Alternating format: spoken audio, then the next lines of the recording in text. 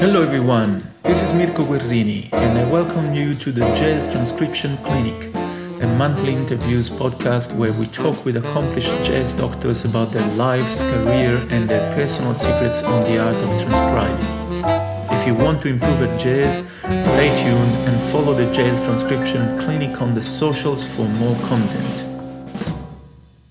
I acknowledge the traditional owners of the land on which this podcast is being recorded. I pay my respects to their elders, past and present, and the Aboriginal elders of other communities who may be here today.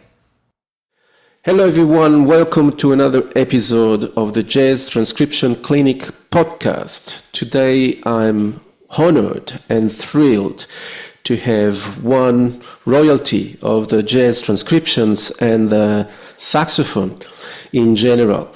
I still don't understand why those people accept my invitation to participate in the podcast, but maybe I'll ask to our guest doctor of today's episode, which is the one and only Jaime Anderson from Get Your Sax Together. Thanks for being here, Jaime. And Jaime has a very successful career. First of all, he has played with a number of people that I can only mention a few of them, like Jamie Cullum, Chaka Khan, Incognito, and London Symphony Orchestra. I'm very jealous about that. I think it's one of the best orchestras in the world. And a number of other incredible names. There is James Taylor Quartet, all people that we all love. And if you hear a saxophone in with those artists, there is a chance that is Jaime playing. But he is also very successful on YouTube. He has a YouTube channel which is called Get Your Sax Together. He has a wonderful website where there are tons of resources. He's offering at the moment a free masterclass. I just started taking that masterclass and I'm learning a lot. So I'm very pleased. I will finish the masterclass very soon. And as I said, I'm really honored that you accept my invitation. Please, everyone, welcome to Jaime Anderson. Thanks so much for having me, man. First of all, let me say I'm not a real doctor. I just want to clear that up. I don't have a doctorate. Yeah, that's a little... But I'll take it. I'll take it, man. That's a little joke because I always tell my students that they have to treat me like a doctor. So when you go to the doctor, you tell the doctor what's the issue. You don't expect the doctor to start talking and giving you medicines, right? You have to tell the doctor where it hurts, and eventually the doctor gives you something, and you can take it or not. So I like the metaphor. Okay, yeah, that's good. I like it as well. But I'm not a doctor as well in the academic. I don't have a PhD, so I'm still a humble servant of music. Anyway, thanks for having me, man. A pleasure to be here. That's really good. And on your website, there are also great advice on how to transcribe, what it is about, transcribing, why we do it. So I have the chance to ask you in person, live, and I know that we discussed before, Jaime has prepared a surprise for all the listeners and viewers. So without any further ado, I jump on to the first question, which is why you do transcribe? Great question. So, maybe you've had this experience, I think it's a universal human experience of being fascinated to know what it would be like to be somebody else for a day, for a minute. I'm often fascinated to think what it might be like to be my wife for a day, for example. Imagine the insights you could have into your marriage if you could see the world through the eyes of your wife. That would be game-changing. But in terms of music, I think transcription is the closest we can get to being inside the mind and feeling of the great players that you're transcribing. we can never be inside the mind and know exactly what these great players are thinking. Obviously, that goes without saying. That's why I said it's probably the closest we can get to that. Because assuming that you've transcribed it correctly, and transcription is a form of interpretation, really, anyway, but we can talk about that later. Assuming you've done it correctly, you know that at the same time and at the same speed, with hopefully the same articulation and sound, you're moving your fingers and blowing exactly the same as Coltrane, Wayne, Bird, Brecker, Lovano, whoever it is you're transcribing. And to me, that is just so exciting and thrilling to know that you are doing exactly what they did. And it's the most exciting thing in music for me, to listen to something which seems completely impenetrable and mysterious, and then slowly unravel the pieces like an archaeologist might brush the dust off dinosaur bones, gradually, and then weeks or months later, you've got the skeleton of the full dinosaur, and you can see the picture of what that animal liked. It's actually quite a good metaphor, because you can never know exactly, like I just mentioned. You don't know how hot the room was. You don't know what was happening in their life. You don't know if they were drunk, sober, had to pay their tax bill, worried about money, ecstatic, just had a child. We don't know any of the stuff, which would be the skin around the dinosaur, which would really, shed light on it. But the metaphor is good, because we're uncovering the magic of that solo, and then you play along, and you then marvel at how insane it was that this person played that in the moment. I marvel at it anyway. I'm like, I can't believe, say, Mike Brecker played that in a solo. Yeah. It's so perfect. How could they have played that? Or, Charlie Parker, whatever. So for me, I've forgotten what the actual original question was, but for me, that's the magic of why I do it. Was the question, why do I transcribe? Yes. Yeah, No, that's why I do it. That's why I do it, because it's so thrilling to feel like what it must have been like to play like that. Yeah, and I'm very happy that you said that about, try to think on what day was for them that day, because this is exactly what I was doing when I was buying a new album. And as a child, as older child, I didn't have much money, but I was trying to invest wisely my money. And so to me, reading all about that and the date, told me a lot. The 17th of December in New York, and you think, oh, must have been cold, so the guy prepares, get a good coat and goes out and takes the metro, and the metro is late, and maybe it's slippery because last night it snowed. All those facts, and certainly human facts like bills to be paid, or he had an altercation with a club owner, 2 nights ago, and he's concerned that he would never play there again. All matters that could have impacted into the recording sessions. You touched a point that I thought I was the only dreamer out there. But is actually, I was always fascinated by that. Yeah. So that's the magic for me. I mean, obviously there's the, what notes did they play? There's 2-5-1s, but for me it's the,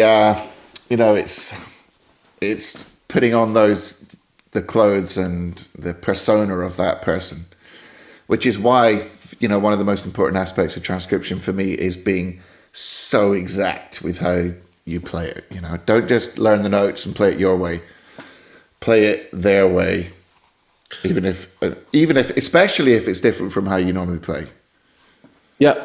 So In a sense, you already started to answer the next question, which is what do you expect to bring home when you start a transcription? What is the outcome that you wish you can put your hands on? Okay. Well, several things I wish I could put my hands on after I've transcribed something. Number one is probably phrasing. Phrasing is, well, let's say number two is language, and then we'll put those two things together. So music is often compared to a language, which I think is a fantastic, even though it's used all the time, I think it's a fantastic metaphor. So you learn the solo and you learn how to speak the words and sentences of that genre. It might be jazz, let's say. Jazz is an accepted language that people recognize, just like any other language. And you need to learn the words, the phrases, and the sentences, even the colloquial expressions of that language if you really want to sound convincing when you speak it. And the phrasing is kind of like your accent, if you like. So you try and tongue exactly when they tongue, scoop, bend, vibrato, the same depth, same speed where they do. And that is like learning the kind of accent of the language that you're learning to speak. Now, if somebody is born and bred, I was born and bred in the UK. I don't speak English I have a British accent. Specifically, I was actually born in Scotland and brought up in Scotland, but I don't sound very Scottish anymore, which is interesting in itself. Because, again, with the language thing, going off on a bit of a tangent here, if you start playing in a whole different genre of music for a while, you're going to start taking on the phrasing of that music in a way. That's what happened to me. I moved to London when I was 17, and then I didn't sound very Scottish. But if I hang out with Scottish people, I sound more Scottish again, which is interesting as well. So that's what I hope to take away is the phrasing. Now, I went to university and did music, and then I went and did a postgrad in jazz at the Guildhall School of Music in London. And I don't think it was until I left college and started transcribing really intensely that I really started phrasing jazz well. And I shouldn't be saying this because I've got a course called Phrase Like a Pro, which teaches you phrasing. But in that course, I do say the only real way is to transcribe and to copy the phrasing exactly. I do it myself. I teach people this is how you half tongue, this is how you phrase, this is how you slur, this is how you do long short. These are the basic rules of jazz phrasing, but that's nothing compared to speaking the language and learning it from native speakers. So the two big things I look for are the phrasing, the language, in other words, those phrases that I can play myself, or even if I don't play them myself, I'm happy to play them myself, but even if I didn't play those phrases, you can learn how the best players use the notes to sound good when you're playing jazz. Rhythm is very important as well, and groove, which is, again, why it's so important to be so forensically accurate when you're transcribing something. I like that word, forensic. I often use that word because I think it's a good image for people to have in their mind when it comes to transcription. You see the movies, and of course it mirrors real life, where people go into a crime scene and you have to put on the protective plastic clothing and gloves, and you have to put special things over your shoes. And why do forensic scientists do that? Because they don't want the crime scene contaminated with DNA from you or anybody else who's in there. They want the crime scene to be exactly like it was when the crime happened. Now, this is great for when you're transcribing. You don't want to bring your own bias to the table. You want to start with a clean sheet. How did Sonny Stitt play that? That's how I'm going to play it. Not, I love Michael Brecker and I'm going to play this Sonny Stitt solo like in the style of Michael Brecker. And then a forensic scientist will carefully comb every fiber in the room extracting pieces of evidence and try and get every little detail of that crime scene, which they then bring to bear to try and put together a picture of what happened. And that's exactly what we should do when we transcribe. Even all the mistakes, some of the best bits are the mistakes. And quite often, if you play saxophone enough, you know what they meant to do. So you might write the fingering that they went for and then the harmonic that came out. Because you kind of know, oh, I think he meant to do that and he just fluffed it. And then you can recreate the fluff, if you know what I mean. Like, say it was as simple as a G major scale and somebody went, Yeah. well, you know they meant to go, but what happened was maybe they played the A harmonic. Yeah.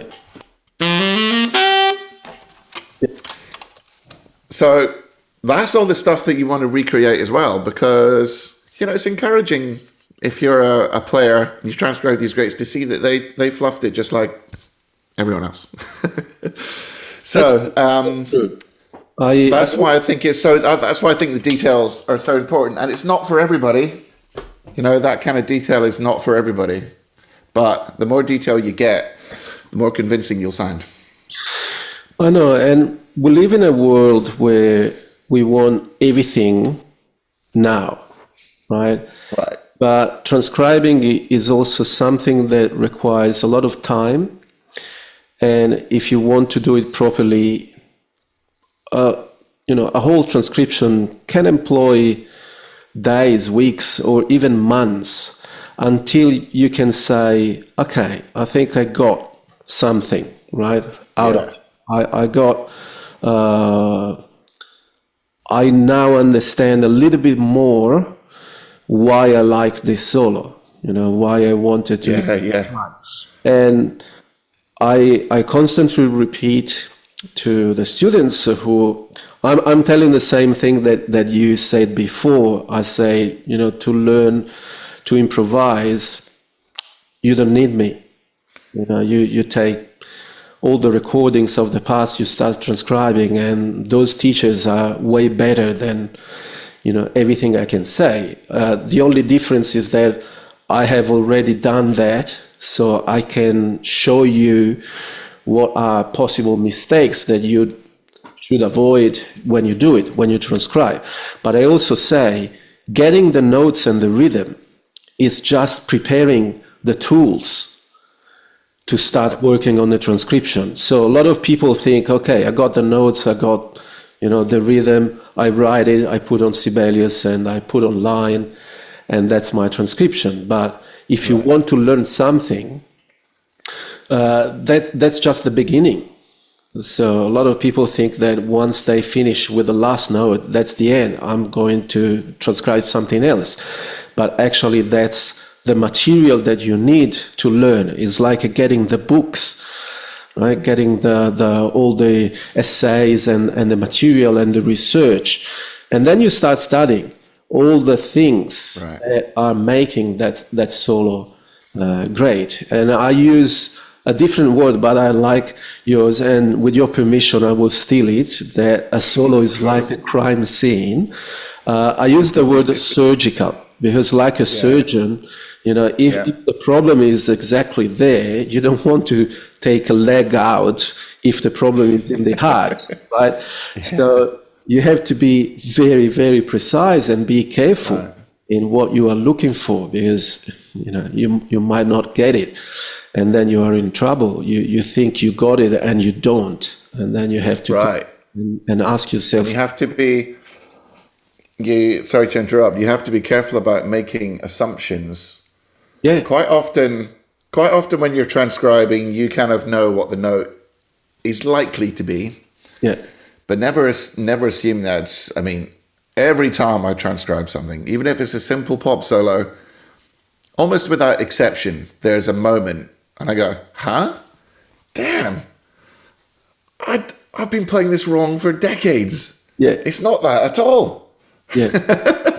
So, you know. But I think that is also that with someone like with your experience, if you go back to a transcription that you made even 5 years ago, today you are not the same player, the same person, Yeah. and your ears are different from what they were 5 years ago. So sometimes it's good to go back even to the early transcriptions and see, oh my God, Yeah. wrong, Well, this is wrong, this is wrong.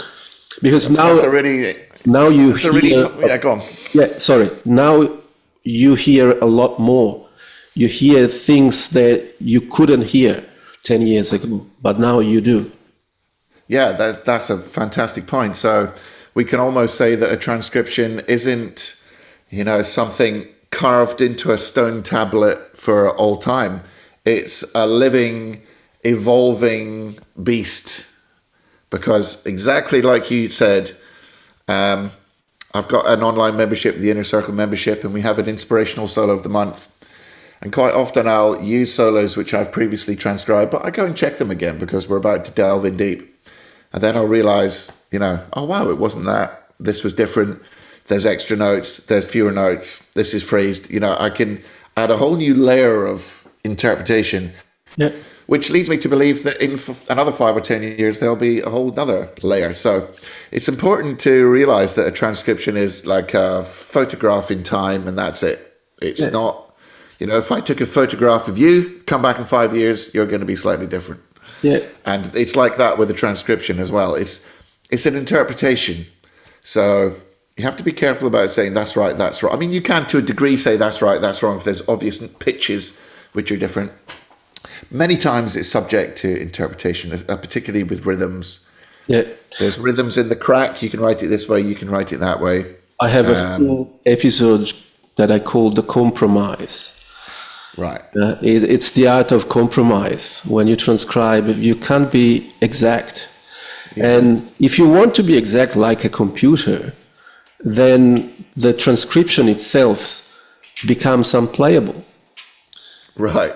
Because and that instantly gives us two seemingly contradicting concepts, which are just going to have to beautifully coexist in contradiction together, which is we're forensic and surgical and being as precise and detailed as possible. And also, it's always going to be an interpretation and imperfect. So, and we'll never get to the and we'll never get to it.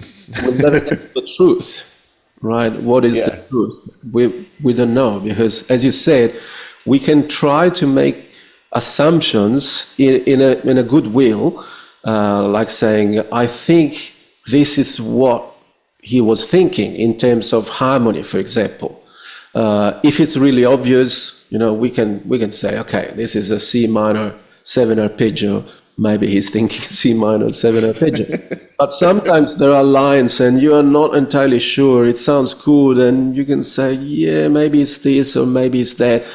But then, as you said, you listen back after 3 years and you just realize that the piano 2 bars before played a little thing, and that's the reason why that line that you spend 30 minutes of your life trying to understand why he did chose those notes is just in the piano, right? 3 seconds earlier.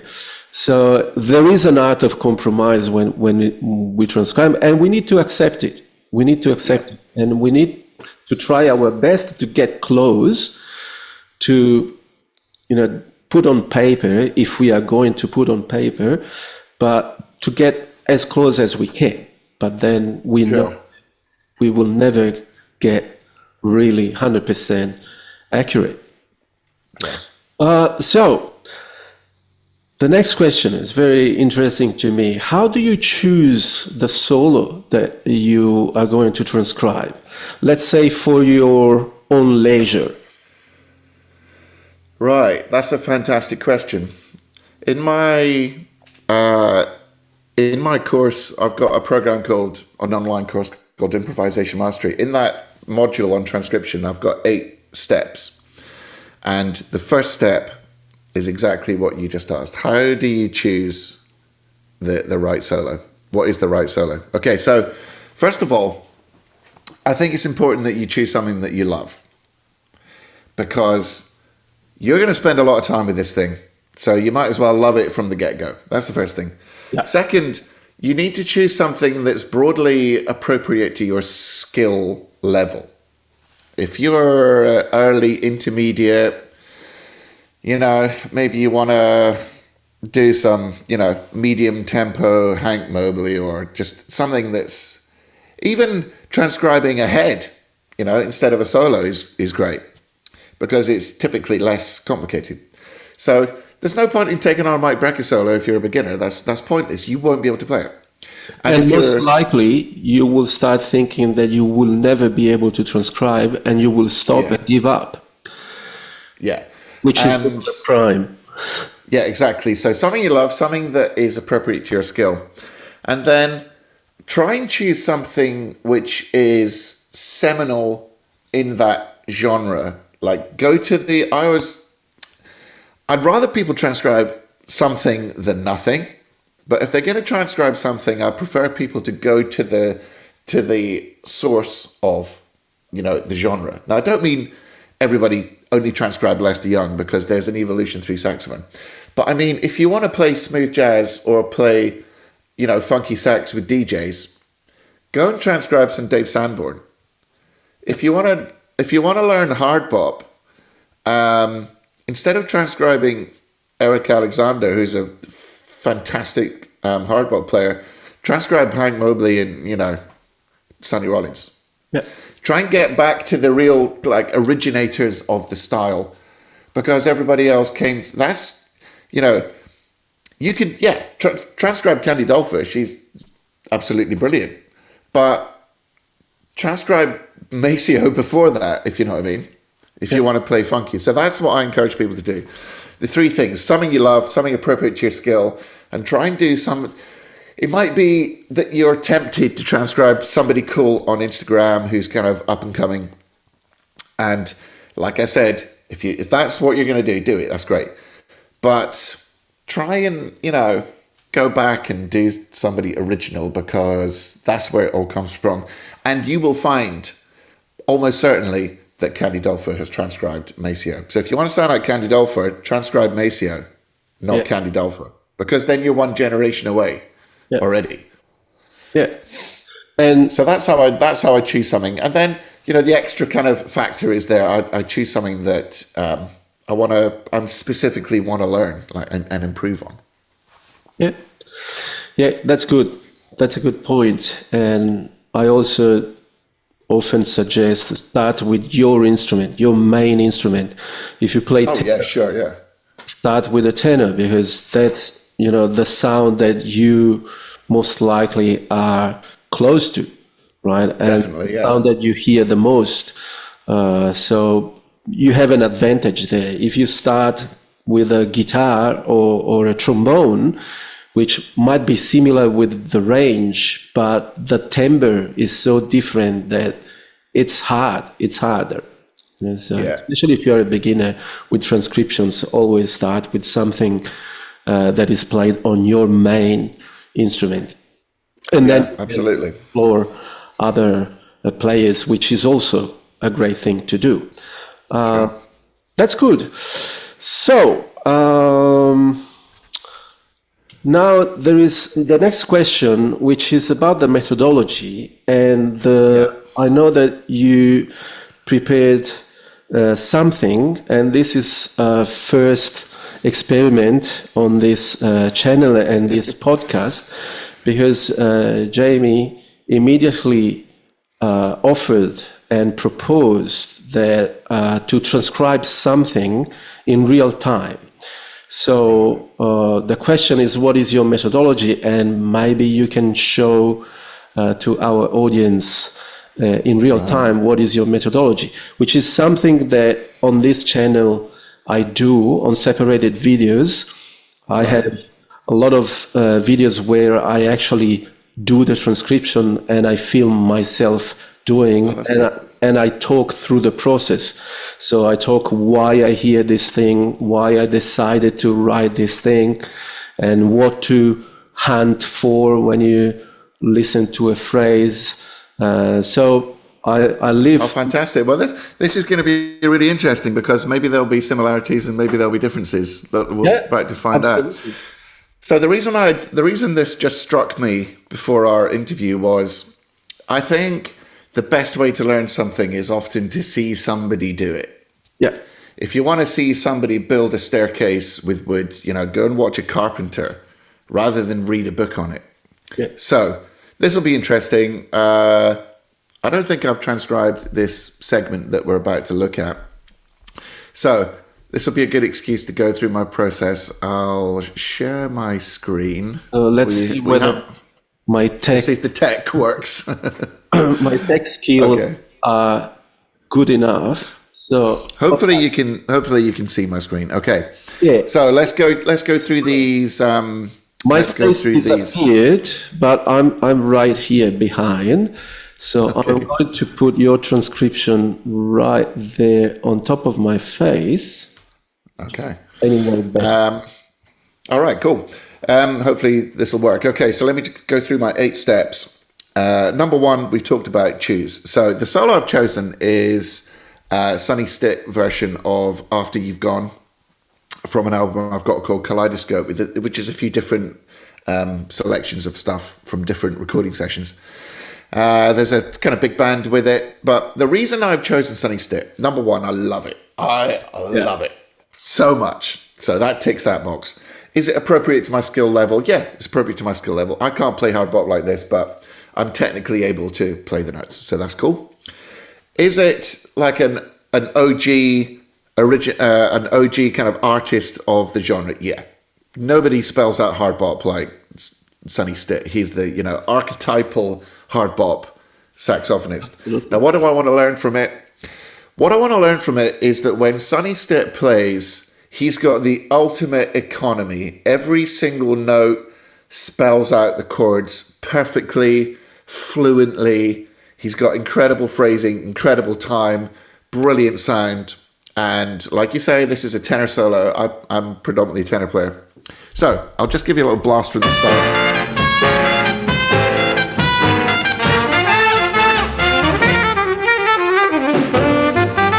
So it's After You've Gone. Many of your listeners will know it. So let's get to the bit I'm going to transcribe, which is at the end. There's a break.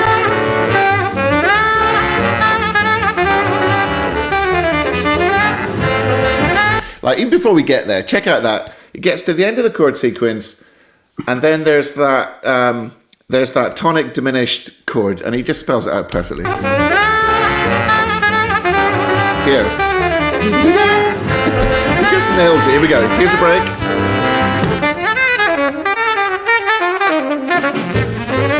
Okay, that's the break I want to transcribe. So step 2 of the step 1 is choose. Step 2 is to listen to it. You have to listen to it. Okay, so let's listen to it. I'm going to combine this with step 3 because step 3 is to sing it before you start even getting it on your instrument. That's great.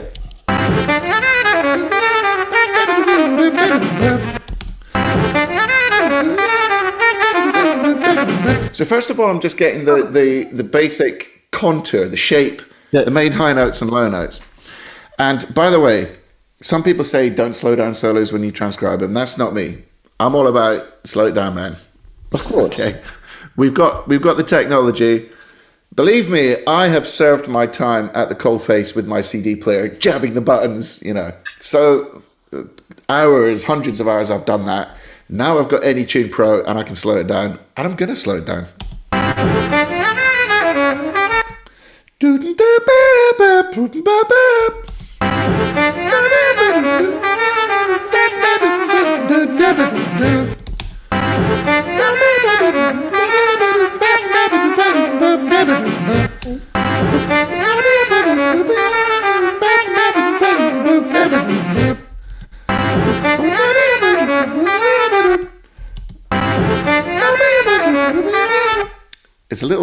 It's a few twists and turns in there. And let's get the stop. Let's get the actual stab.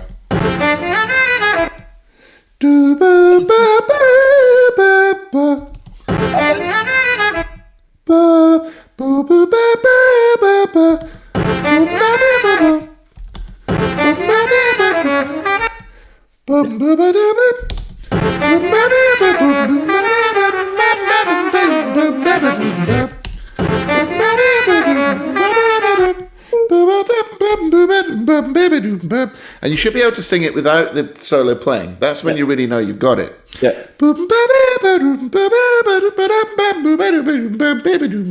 I'm not really there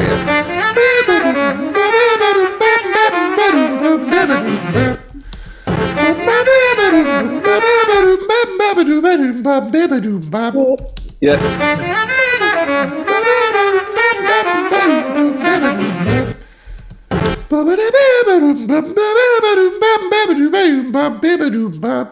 Okay, normally I'd spend longer on that, but we're going to move through it. So that's sing it. So they also Doesn't matter. sorry, they also play not in the conventional key that we usually play this song, right? Because they play with the first chord as concert B flat major 7. So that means chord 4, yeah. Concert F, right? Yep.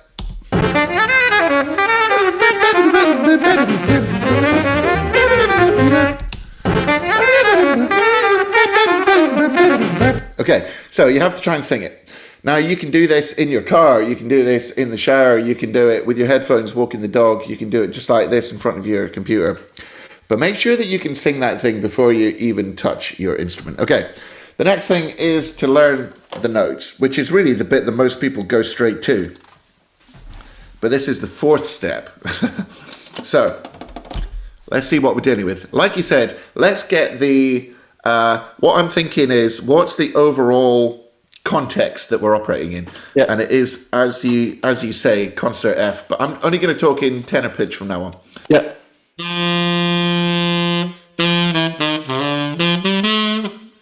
And we know that after you've gone, the chord sequence starts on chord 4. Yeah. So there's a 2-5-1, which is going to be D minor 7, G7, going to that. So I'm kind of expecting that. So in my head, my expectation is there'll be some G stuff, because that's what the stab starts with. And then at some point there'll be Fs, because we're going to go turn around to C. So let's actually see what happens. Let's slow this down a bit.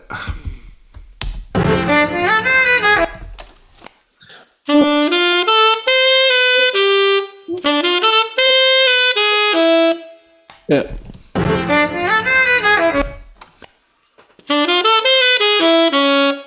Yeah.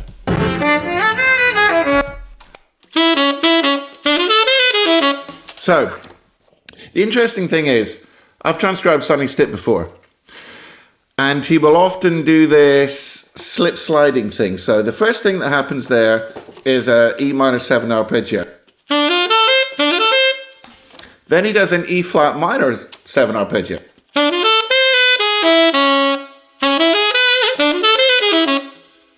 And I've heard him do that before.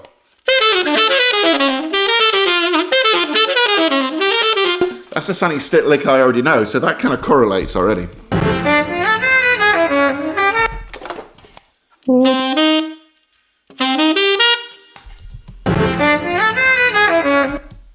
So I'm just trying to hear this bit.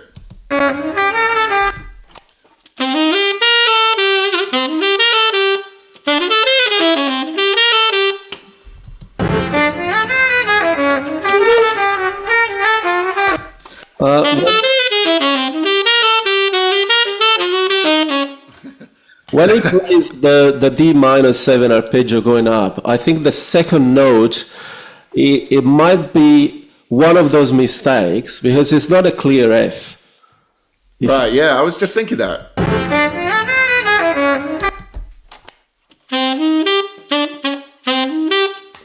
It's almost an E.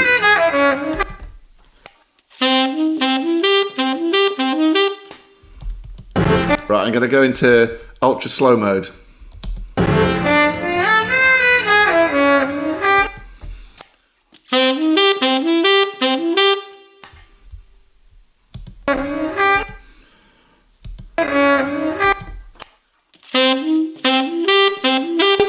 Yeah, I think he swallowed the F. 100% that note is what's called half-tongued, so... Yeah.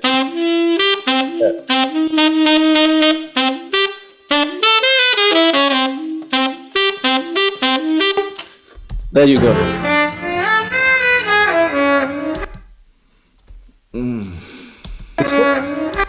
It's almost an E. Yeah.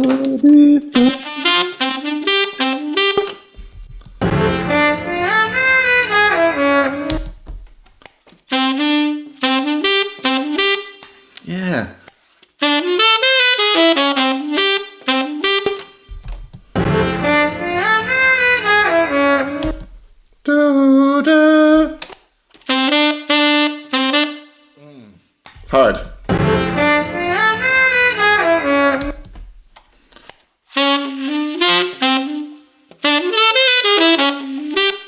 It's almost like both notes are swallowed. Yeah. Right. So this is fascinating because this is what we were talking about before. Is it an E? Is it an F? Is it an F sharp? You can't really tell. My expectation was that it was going to be exactly like you said, a D minor 7 arpeggio. Yeah.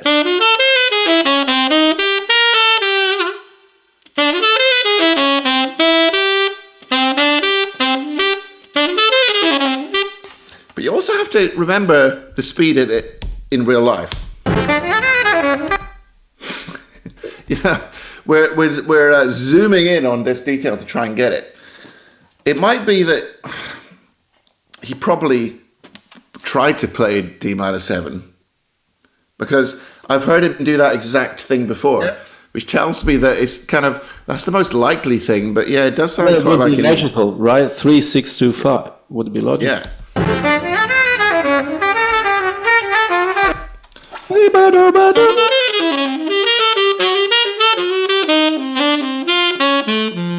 I think it said augmented. Yeah.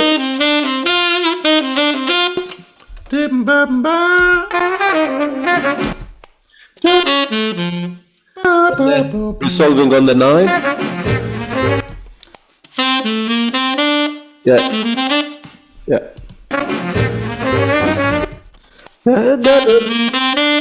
No, there is.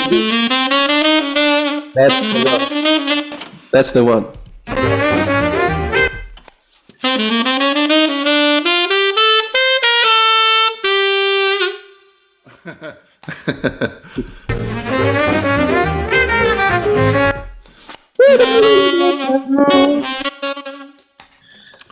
Right. G, D, E flat.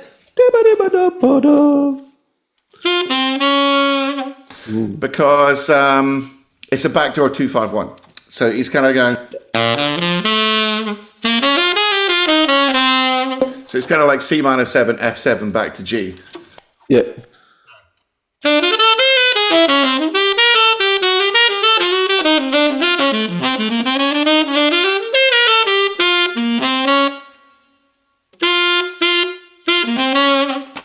Hang on.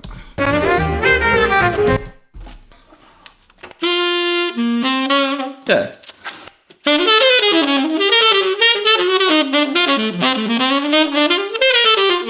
I mean, that's it kind of approximately, isn't it? Yeah. Okay, so.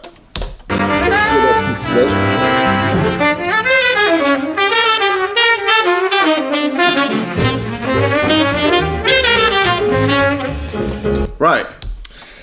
Then what you need to do, now that you've learnt the notes, then you have to, which is step 4. Step 5 is to mimic the style. And we've already talked about some of those swallowed notes.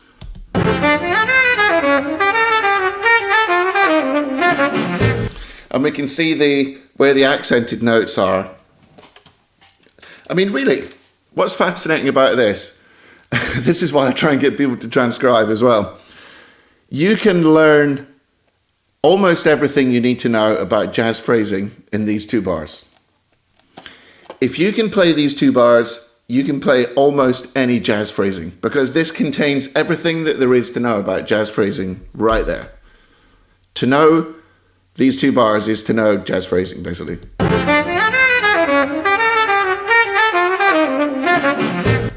And the hardest thing about jazz phrasing is the half tonguing, like when you muffle your tongue. If you just played the note,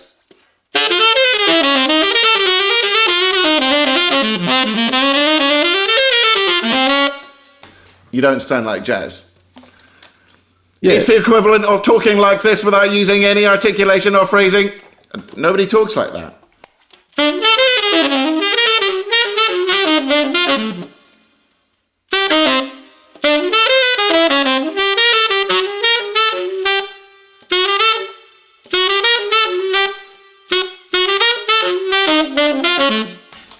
So my tongue is just going crazy inside my mouth, dancing around, muffling the reed, pulling it off, touching it. Like if you did one of those live X-rays inside my mouth, you'd see that my tongue is going absolutely mad. Yeah. So that's mimicking the style. Let's do it full speed and see if I can play along.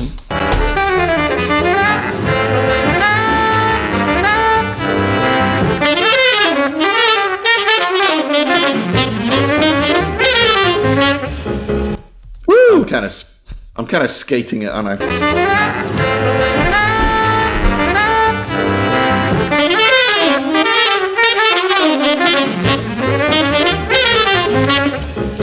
Oh, and then at the very end, can you hear the terminal vibrato on that E flat? Yeah. Yeah.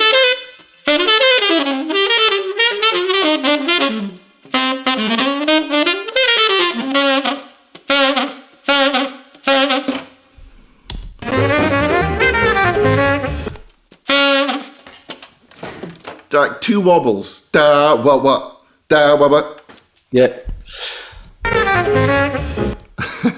Right.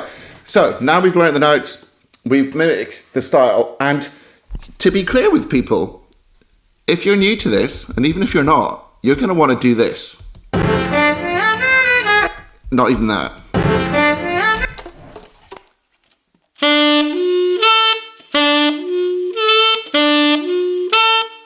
So those first three notes, I tongue the E, my tongue stays on the reed for the G, which is a half tongue. Do, da. You pull your tongue off for the B, which I call a release tongue, which is kind of like a de facto articulation because you're pulling your tongue off the reed. That kind of feels slurred up to the D.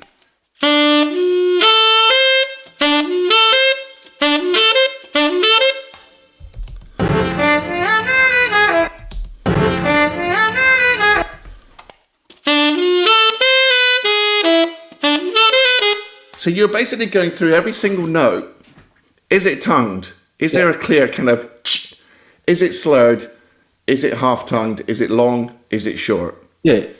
And you should do this, like we talked about forensic, you should do this slowly.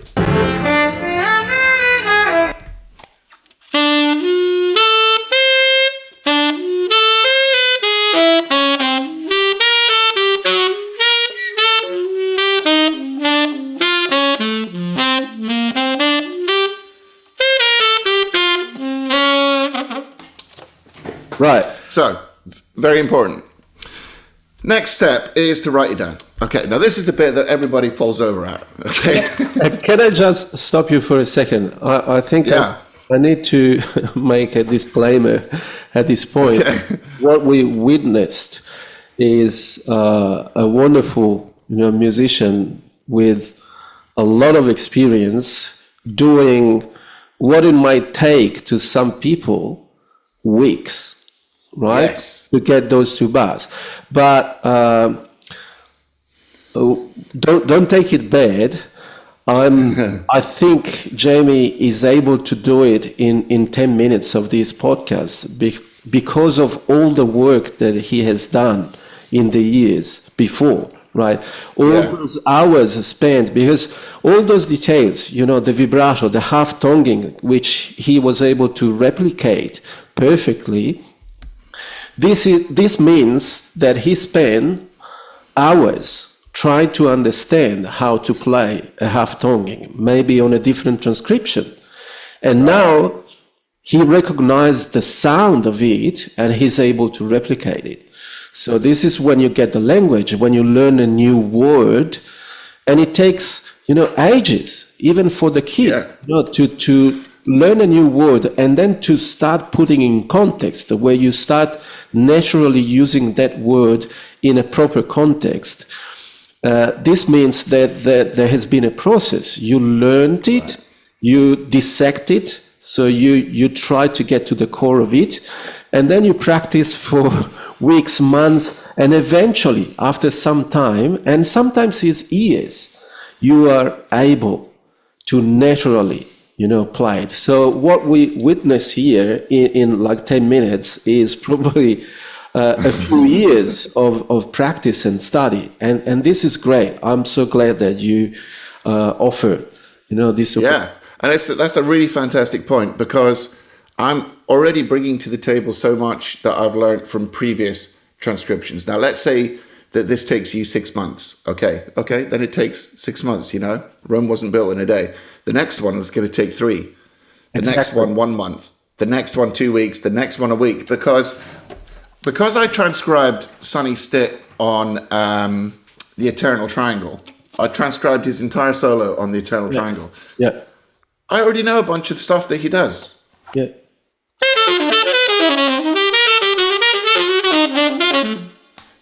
It's the same language as he's doing in Eternal Triangle.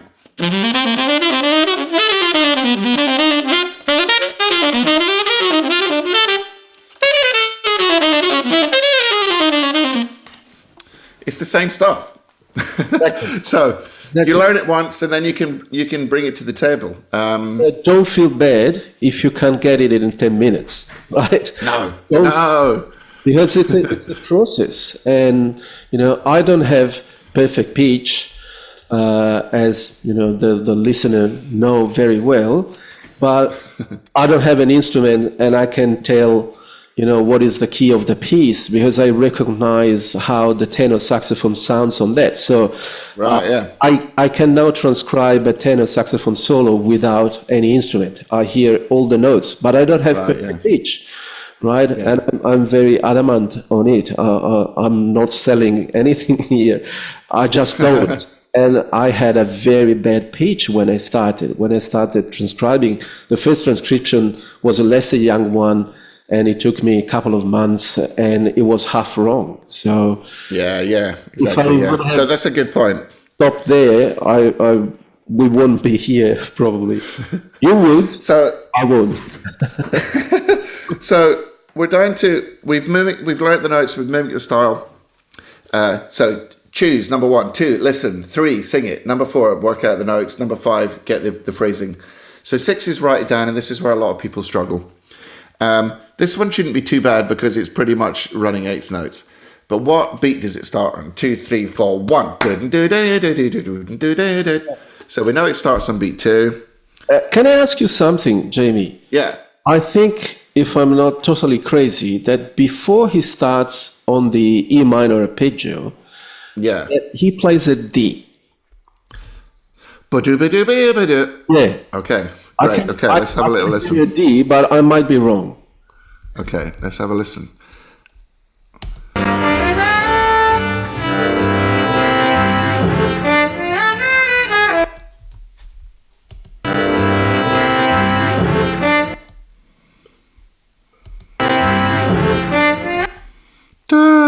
That's the first note I hear.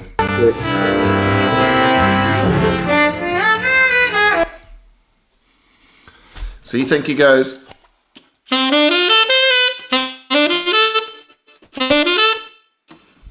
There is... I can't hear anything before that.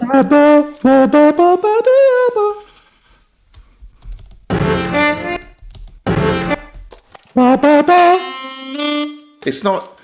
I can hear ba ba da D E G ba ba da D. You're not hearing one of the brass instruments from the stab, are you? Probably.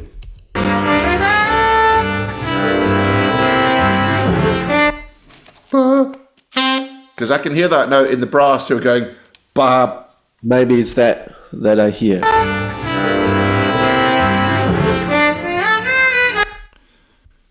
Sometimes you have to go back to full speed too.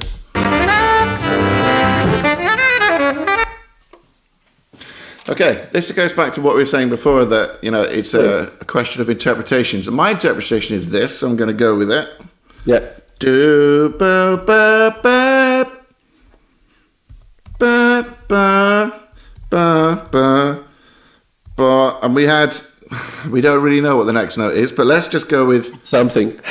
Da da da. Da ba ba dee ba doo ba ba ba ba. Ba ba ba ba ba ba. Oops. Doop. Do ba ba ba ba ba ba ba ba. Ba ba ba ba ba ba ba ba.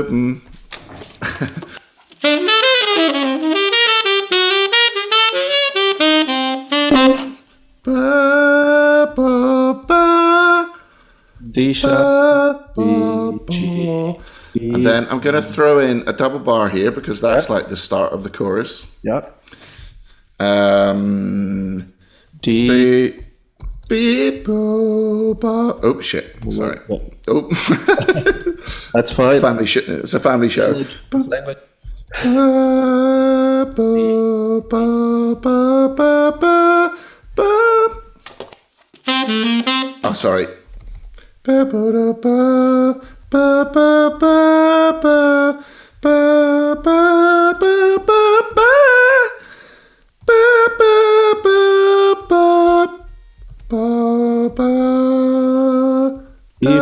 And you'll notice I'm singing it as I'm putting it in. Yeah. Which is great to reinforce, that you know the line, basically. Yeah. Because I was kind of singing it as I was going. Now that I've transcribed it, I should be able to sing it much better. Yeah. By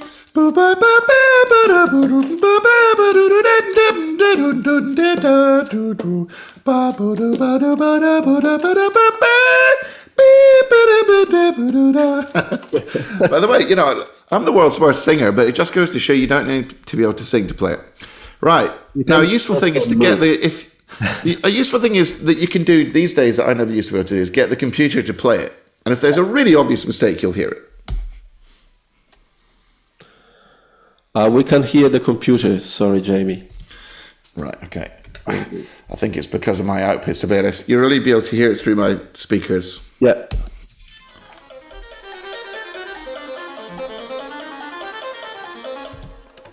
Right. So, yeah, that's it. Now that you've written down the actual notes, a few little pro tips on that. If I go to here, which is, the tenor part, organize your music before you even start. If it's something like this, put it in 4-bar chunks. Yeah. And put double bars in and label things chorus 1, chorus 2, because so often I see people's transcriptions and they're full of mistakes and there's the wrong number of beats in the bar and there's extra bars. And I say, but it's a standard Tin Pan Alley song with 8-bar sections. Yeah. Lay out your page like that. Then just fill in the gaps and put down the strong beats, etc. Now I won't go through the phrasing for the whole thing, but I'll start and do it like this. So in my terminology from Phrase Like a Pro, if you tongue the note, it's just tenuto. Ta. Now we know that this one's half tongued, so I put it in brackets. Yeah. This note, you're releasing your tongue. Let's get rid of this thing here. Do the D. Then that was slurred to there. Do the D D D do, and then I would go through the rest of the thing, marking in all the phrasing. Yeah. Now, like I said before, this is quite easy because it's all 8th notes. Quite often people struggle with rhythms, especially when you get into more complicated solos, but yeah. That's one of the reasons I chose this. So we've written it down. Now try and make it as accurate as you can, write in the phrasing, and that's step 6. And number 7 is the interesting step, which is analysing what you've got to try and extract knowledge from what's on the page. So let's quickly look at this. We've already discussed that there's an interesting thing here, which is these notes are E minor 7, these notes are E flat minor 7. Yep. This isn't necessarily the chord changes of the song, but this is what he plays here, E flat minor 7. And let's just say, our interpretation is that that's D minor 7. So, even in that one bar, you've learned something cool. You've learned that you can slip slide 2 5/1s. And then we've got some cool enclosures going on. So, now when I left college and I was crap at playing hard bop, the thing I could never understand is how these players like Sonny Stick buzz around like a little bee in a jar in a small area of like a fifth. I could never do it until I transcribe things like this and you hear them go.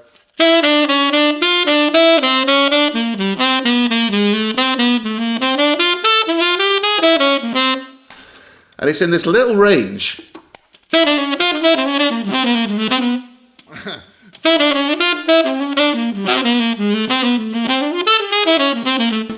And this is how you learn it, because you see Sonny Stick go.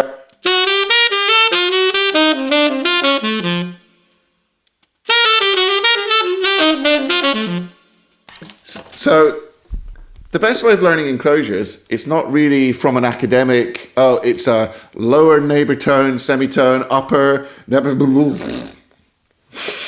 know, learn that. You know, I've learned a bunch of cool enclosures like,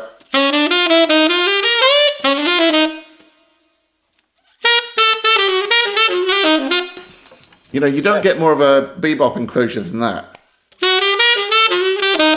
And of course, the beating heart of the enclosure is there. That's the money. It's on D minor.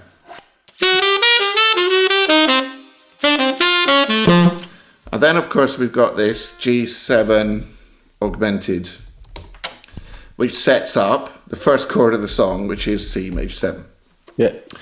Even there, he encloses the root. So one of the features of what he does is throwing the rhythm around. He could have just gone 1, 2, 3,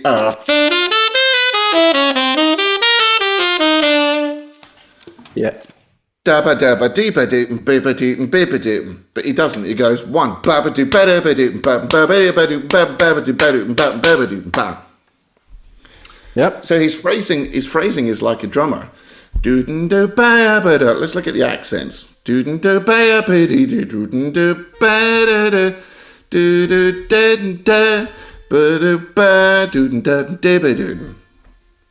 Yeah. Right. If you just looked at that rhythm, you would go a 1, 2, 3, 4, 1.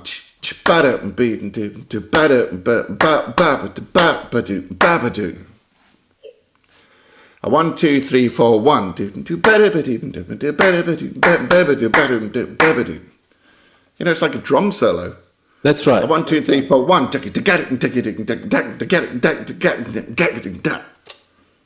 That's right. So that's another great thing we can learn from it, is those accents.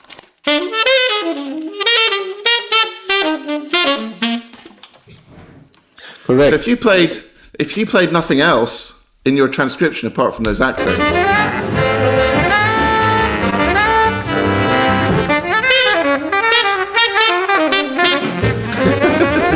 I didn't do a very good job.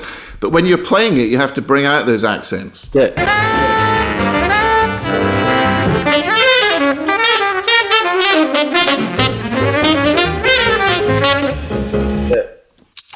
Okay, so that's the kind of some of the analysis. Yeah. So much we can learn from this. We can learn phrasing. We can learn how to slip slide 2-5-1s. We can learn how to use enclosures, how to displace rhythms, you know, all this cool stuff. Exactly. And if I can point out, in the second phrase on the C major 7 chord, which stands for 2 bars, and then we go to F7 because that's a backdoor substitution. Yeah. If we get rid of the enclosure in the first 2 bars on C major 7, all he plays is just an arpeggio and a scale in C. Yeah. So sometimes we think, oh, this sounds so cool.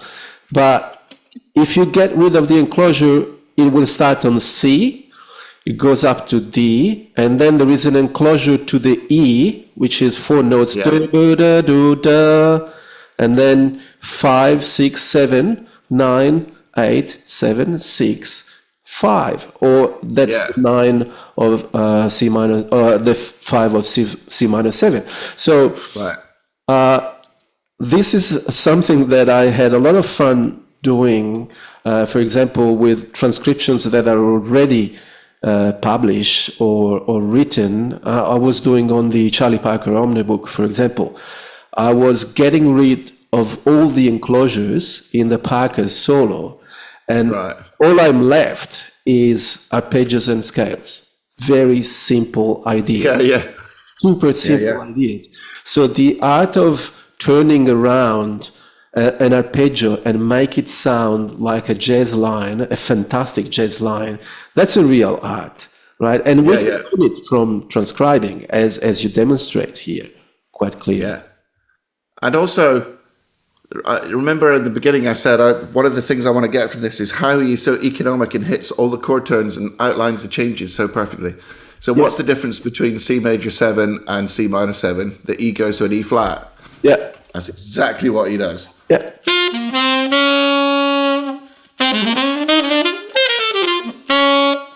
It's just the perfect note at the perfect time, at the perfect place in the bar. And if I can be a little bit, I don't know, arrogant, I would bet a couple of dollars that when it resolves on G major, there would be some activity around the note D, because that would be the natural resolution after the E flat. Let's find out.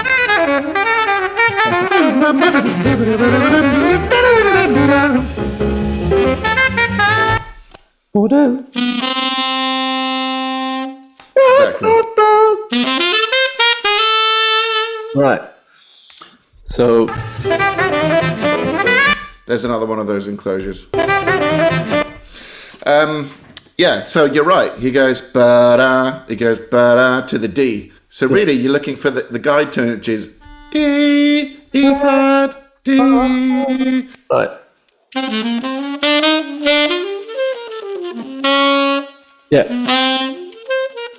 Yeah. Okay, we're almost there. Yes. Now you can only analyze your solo to the degree of your knowledge of saxophone and harmony. So that's another important thing to remember. Maybe all you can get from this is, oh wow, it's in G major, but there's a lot of accidentals. That might be all you can deduce. You never know. Which is why it's appropriate to do a solo for your level. Now the final part of the process, which is really important, is that the process doesn't stop here. Okay, now you got the solo, well done. Give yourself a pat on the back, round of applause. Go and get a drink at the bar. You can play the transcription. But that doesn't mean anything unless you can bring that into your own playing when you're playing other tunes on other gigs. So then you have to practice some of the stuff you've learned and take it into other contexts. So let's look at that opening lick.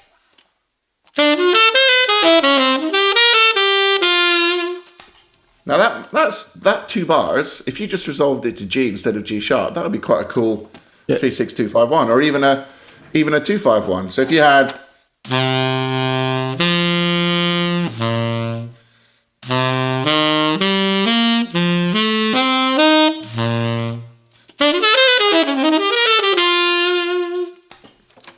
So then you go through a bunch of other tunes and you start playing. Well, first of all, you might want to work on transposing that into different keys. So the easiest way of transposing things is to work out the formula of what it is. So we know that it's, if you're in the key of G, if you're in the key of C, you go to the arpeggio on 3, you go down a semitone, and then, So if we're in, choose a key from me, any key. Concert G. Concert G, okay, so that's A for tenor. So you go to the 3 chord, down a semitone, down a...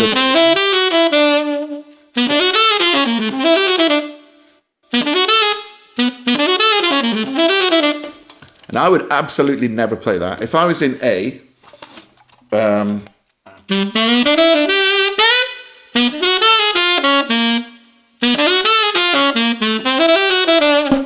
feels really unfamiliar to me. Yeah. So that's exactly why I would practice it. And let's say I was in a really hard key. Let's say we're doing Cherokee, and you get to the bridge.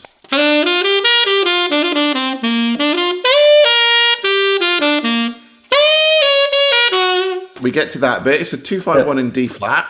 D flat. We could go. I'm really testing it out. We could go F minor.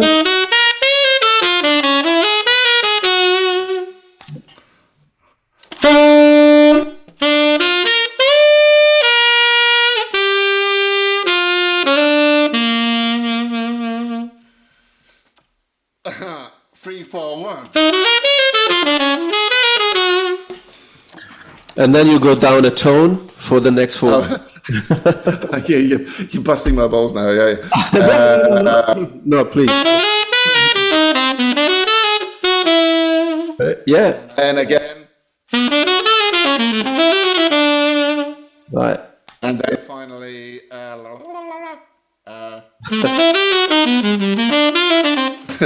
Right. But because it resolves to the D minor, you might go.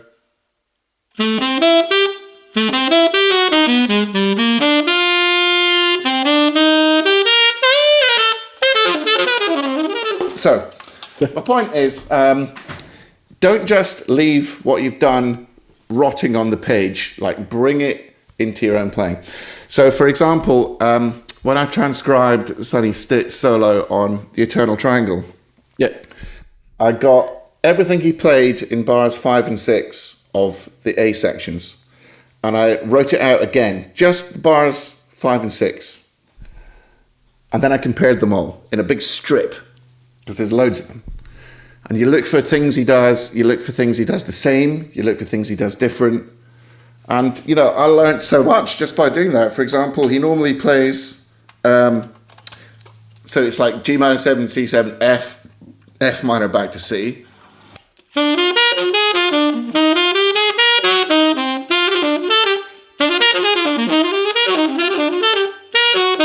Quite often he plays in a minor 6 arpeggio, which I never knew until I learned it all. So there you go. There's 8 steps. Choose something good, listen to it, sing it, learn the notes, get the phrasing, write it down, analyze it, and practice it. And after a few years, you will be done, and you will be ready for the next solo.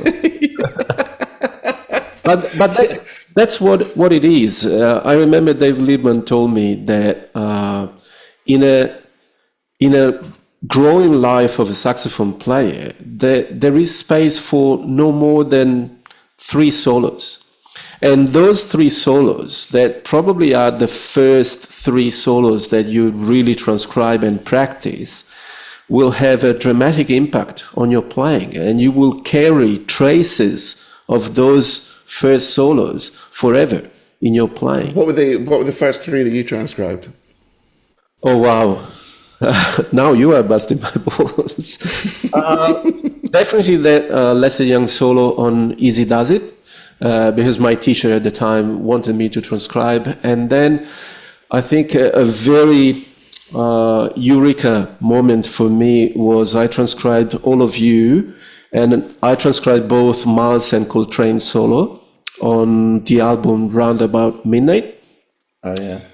And to me, the eureka moment there was to see and hear that they were improvising around the melody without compromising a single dime of their own language and style.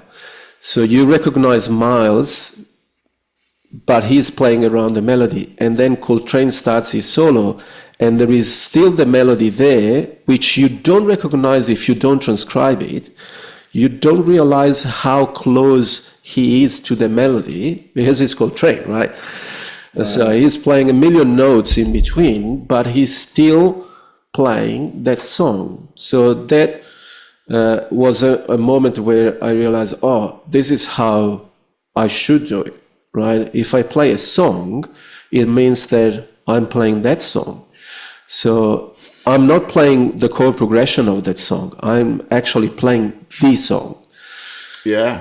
So that was a big lesson for me. And then potentially another solo that I love so much is a Sonny Rollins solo on What Is This Thing Called Love with Max Roach and Clifford. Max Roach, yeah. It's wicked.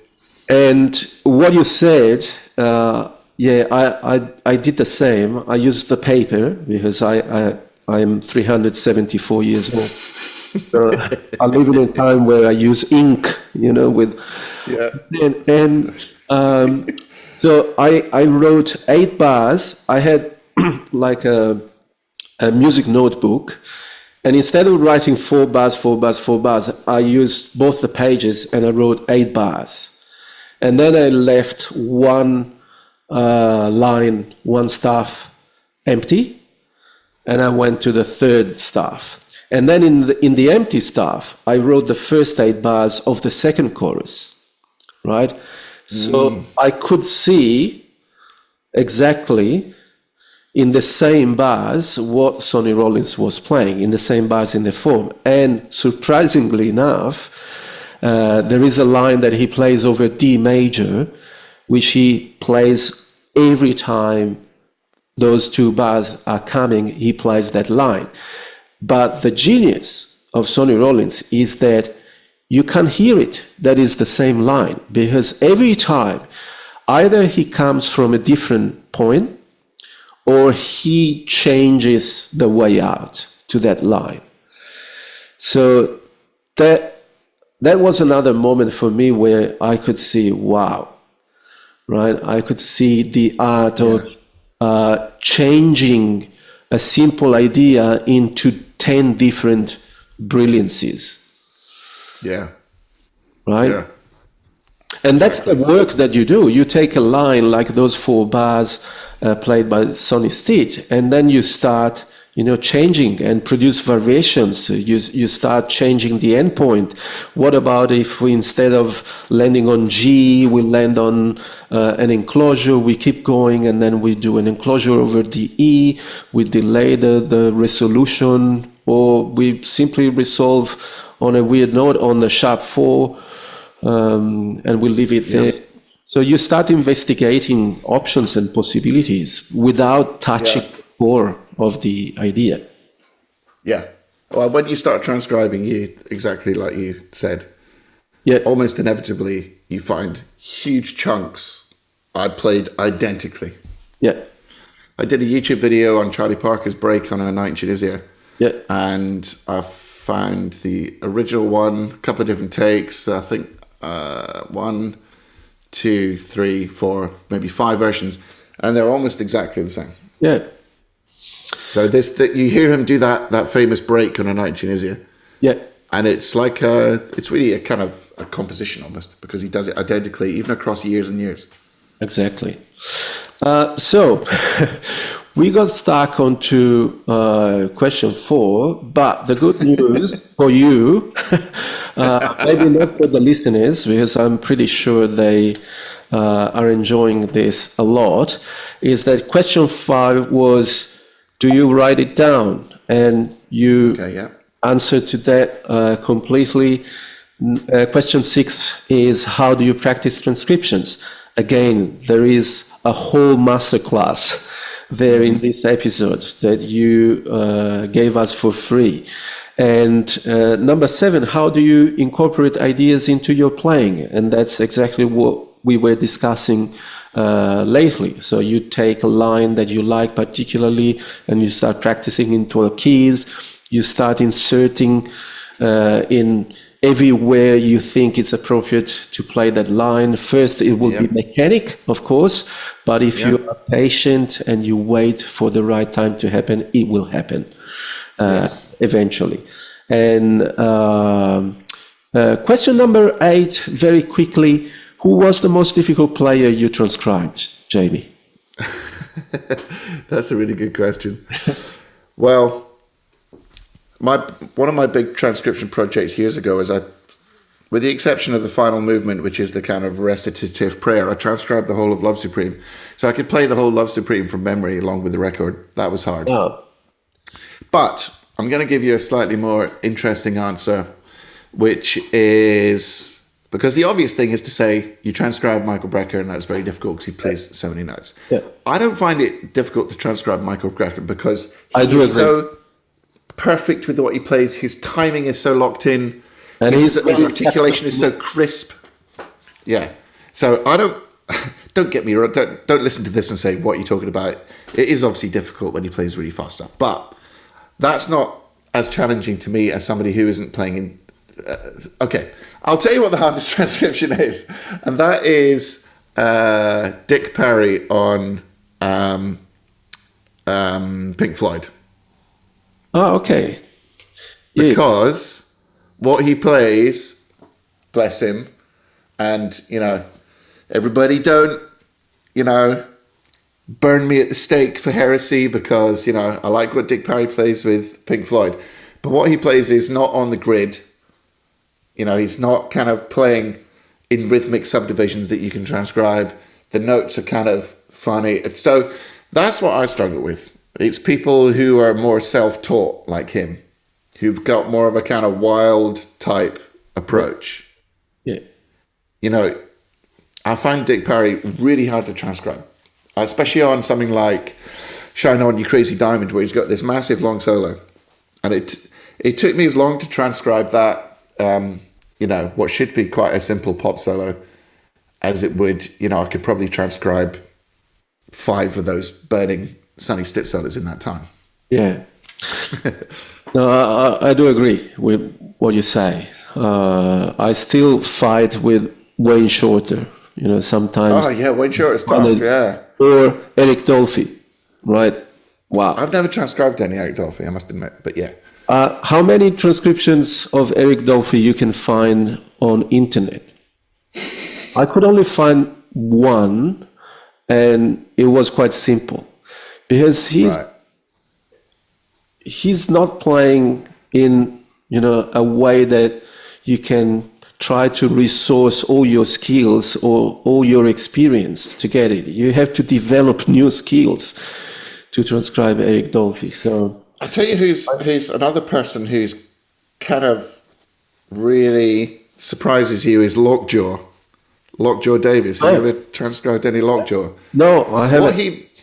What he plays is so different from everyone else. It's mad what he plays. But that's the impression I get about Dolphy. I'm imagining that if I transcribe Dolphy, I would see loads of the same thing happening again and again. Is that what happens? Yeah. But I transcribed Illinois Jacket playing a super slow blues with an organ trio.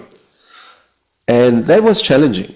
It's really hard to transcribe ballads and slow tempos. Yeah, I did it. And especially a guy like Illinois Jacket, very bluesy, very, powerful with sound, but with lots of little nuances. But I had a lot of fun doing it. So I'm quite proud of that one. And last but not least, which one is your favorite solo? Oh, man. That you transcribed, of course.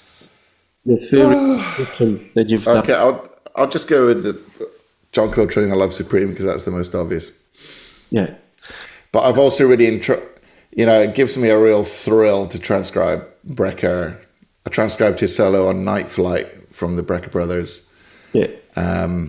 It's so exciting. Yeah. It's always... And then the final thing I'd say is people like you and me transcribe solos, but if I was a listener trying to improve my saxophone playing, I think books of transcriptions have limited value compared to doing it yourself. Yeah. So I would say don't go through 5 books of John Coltrane transcriptions. Transcribe 4 bars of John Coltrane yourself and you will learn more. Yeah. I think all the listeners of the podcast know this because I repeat it many, many times. All right, well, but it's nice when somebody comes on and agrees with the host, isn't it? Yeah, and I think almost every single guest in the episode say exactly the same thing. I used to tell students, buy a book of transcriptions if you want to study the technique of the saxophone, if you want to analyze the solos without having to transcribe them, but you are not learning the language. You are learning some music theory, and you are learning the mechanic of the saxophone eventually. But overwhelmingly, transcription books are mistranscribed anyway. Yes. Famously, the Charlie Parker Omnibook. If you go and transcribe one of his solos properly, you'll instantly find flaws in almost every line.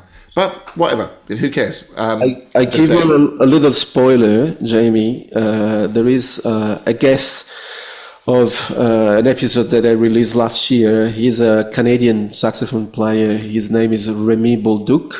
Are you familiar with Remy? No, I'm not. No. Yeah, he's a great transcriber too, and he was given, I know the source, but I don't reveal it. He was given all the recordings available on planet Earth of Charlie Parker, all the bootlegs, everything that is on tape.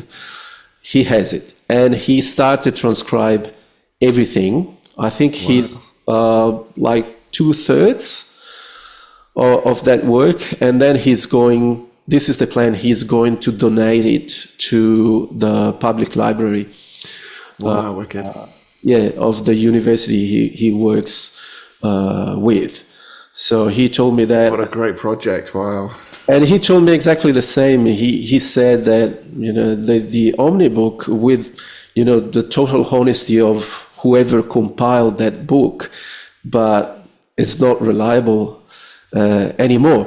I mean, in the past, it was a great resource, even. It was great for me. I used to love it. Exactly. All right. I think I need to let you go, Jaime. We need to let the listeners go.